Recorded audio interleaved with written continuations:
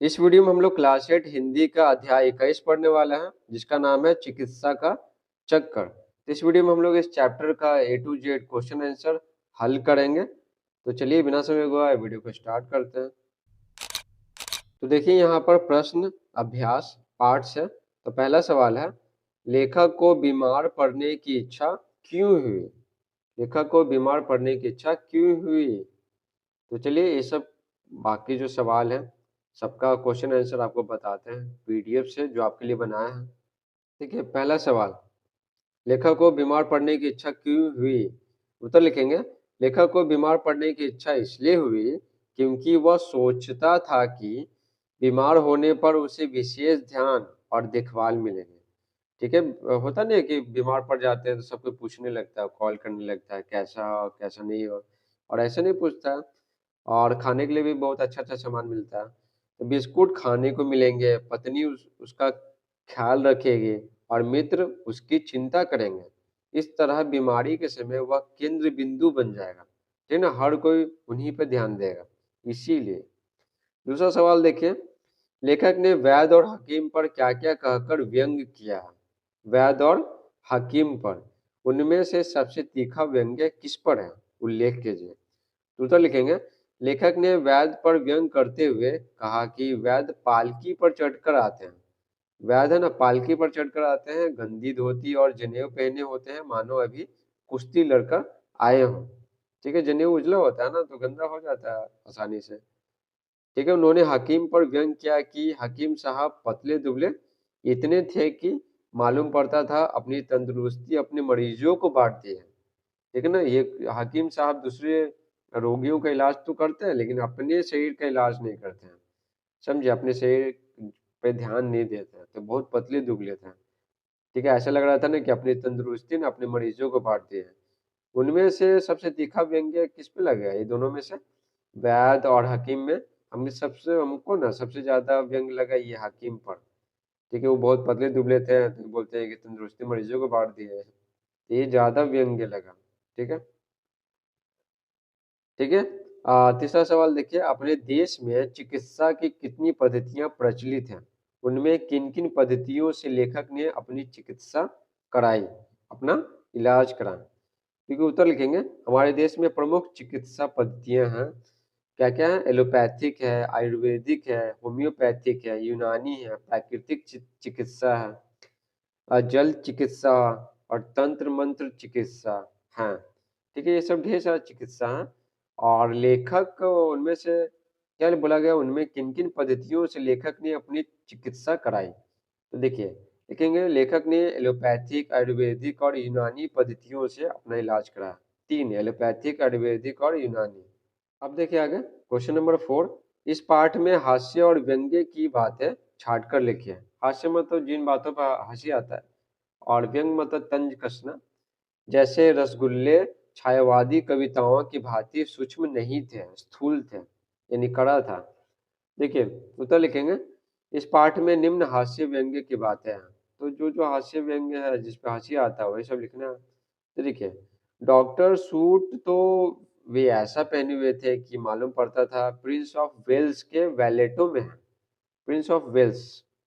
ठीक है, ऐसे सूट वाले का इक्के पर आना वैसे ही मालूम हुआ जैसे लीडरों का मोटर छोड़कर पैदल चलना।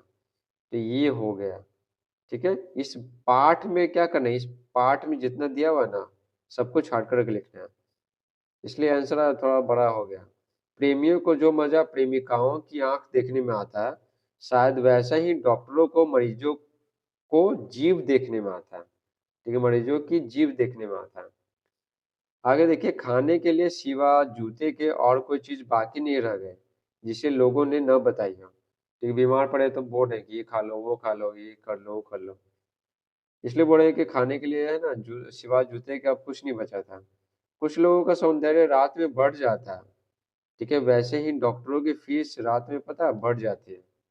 ठीक है, जैसे चंद्रमा रात में कितना बढ़िया लगता है देखने में, दाग है फिर भी देखने में बढ़िया लगता है, उसी तरह का सेंस है यहाँ पे। कुछ लोगों के सौंदर्य रात में बढ़ जाता है, तो डॉक्टर ये ना रात में क्या फीस ज्यादा लेता है, बोलते हैं कि नहीं ज्यादा फीस दोगे तभी जाएंगे। पांचवा प्रश्न देखिए, किसने कहा किससे कहा? ठीक है। क है, मुझे आज सिनेमा जाना है, तुम अभी खा लेते तो अच्छा था। तो लेखक की पत्नी है ना, बोलते हैं किससे? लेखक से बोलते हैं। ठीक है, तो उत्तर हो गया लेखक की पत्नी ने लेखक से कहा। ख है, घबराने की कोई बात नहीं है, दवा पीजिए, 2 खुराक पीते पीते आपका दर्द गायब हो जाएगा। समझे, टेंशन मत लीजिए। तो ये कौन बोले थे? सरकारी डॉक्टर बोले थे। किससे? लेखक से बोले थे। ग देखिए, वायु का प्रकोप है, यकृत में वायु घूमकर पित्ताशय में प्रवेश कर आंत्र यानी आंत में जा पहुंचा है। ये कौन बोला था? आयुर्वेदिक डॉक्टर बोले थे। किससे? लेखक से। ठीक है। अब देखिए घ देखिए, 2 खुराक पीते पीते आपका दर्द वैसे ही गायब हो जाएगा जैसे हिंदुस्तान से सोना गायब हो रहा है। अंग्रेज पता है यहाँ के जो बहुमूल्य धातुएं थी ना, सोना है, चांदी है, हीरा है, ये सब अपने देश ले जा रहे थे लूट के। उसी सेंस में बोल रहे हैं।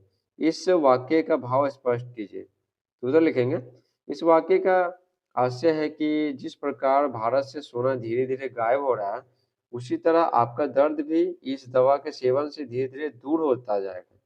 यहाँ हकीम साहब ने हिंदुस्तान से सोने के गायब होने की उपमा देकर आपके दर्द के धीरे धीरे दूर होने की बात कही है। ठीक है, तो यहाँ पर उपमा दी है, एग्जाम्पल ली है, क्या हिंदुस्तान से जो सोना गायब हो रहा है ना, उसका एग्जाम्पल ली है। अब देखिए पाठ से आगे, एलोपैथी, होम्योपैथी एवं आयुर्वेद चिकित्सा से आप क्या समझते हैं? तो उत्तर लिखेंगे, एलोपैथी चिकित्सा पद्धति में रासायनिक दवाइयों और इंजेक्शन का प्रयोग किया जाता है। एलोपैथी में, ठीक है, रासायनिक दवाई और इंजेक्शन का।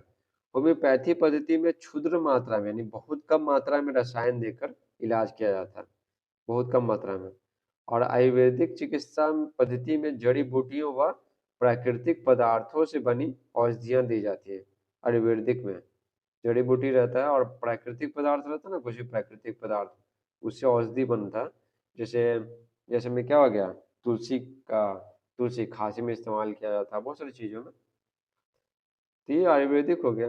अब देखिए दूसरा सवाल, देखिए किस आधार पर इस पाठ को हास्य और व्यंग्य की श्रेणी में रखेंगे, स्पष्ट कीजिए। हास्य मतलब हंसी आए और व्यंग्य मतलब तंज कसे। देखिए उत्तर लिखेंगे, इस पाठ को हास्य और व्यंग्य की श्रेणी में रखा जाएगा क्योंकि लेखक ने डॉक्टरों, हकीमों और चिकित्सा पद्धतियों पर खूब व्यंग किया। ठीक है, बीमारी ठीक नहीं हो रहा तो व्यंग करेंगे ही। उदाहरण के लिए वैद्य की शारीरिक स्थिति का वर्णन, ठीक है, और हकीम की वेशभूषा का वर्णन और दवाइयों की खुराक पे वर्णन आदि पर व्यंग्यात्मक टिप्पणियां की गई हैं। ठीक है, तो ठीक नहीं हो रहा था तो टिप्पणी कर रहे थे, कैसा दवाई दे रहा, पैसा भी ले ले रहा। अब देखिए व्याकरण, इस पाठ में प्रयुक्त मुहावरों को चुनकर लिखिए। मुहावरा, ठीक है, जो भी जितना है ना, जितना मुहावरा है पाठ में वो सब लिखना है। ठीक है, खाली चुन के लिखना है। देखिए ये सब एग्जाम में नहीं आएगा क्योंकि जूता खिलाना हो गया, मेला लगना, चपत लगना, रफू चक्कर होना, तिलमिला उठना, कलेजा का कबाब होना, ठीक है, ये सब है मुहावरा। पिंड छूटना, जादू का काम करना, ऊपरी खेल होना, बुद्धि का घास चढ़ना इत्यादि, तो ये सब है। ये सब क्या इस पाठ में मुहावरा इस्तेमाल किया गया, ये सब बस चुन के लिख दिए। अब देखिए दूसरा सवाल, इन युग्म शब्दों का अर्थ लिखिए।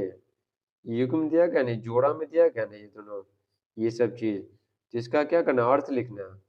ठीक है, देखिए उत्तर लिखेंगे, प्रसाद, प्रसाद मतलब भगवान को अर्पित वस्तु होता है ना, तो सबको बांटा जाता है, वो हो गया प्रसाद। और प्रसाद यहाँ पे आ लगा हुआ, तो प्रासाद मतलब महल होता है। भवन मतलब तो बस नॉर्मल मकान, और भुवन मतलब संसार होता है। कांति मतलब शोभा होता है। ठीक है, और क्रांति मतलब विरोध, प्रदर्शन, परिवर्तन, ये होता है। ठीक है, भव्य होता है भगवान शंकर, और भगवान शंकर जी, और भव्य मतलब होता है अति सुंदर, बहुत सुंदर। ठीक है, इस प्रकार से पूरा चैप्टर समाप्त होता है। आई होप आपको ये वीडियो समझ में आया होगा, और समझ में आया तो वीडियो को लाइक करें, चैनल पर नए तो चैनल को सब्सक्राइब करें। Thanks for watching.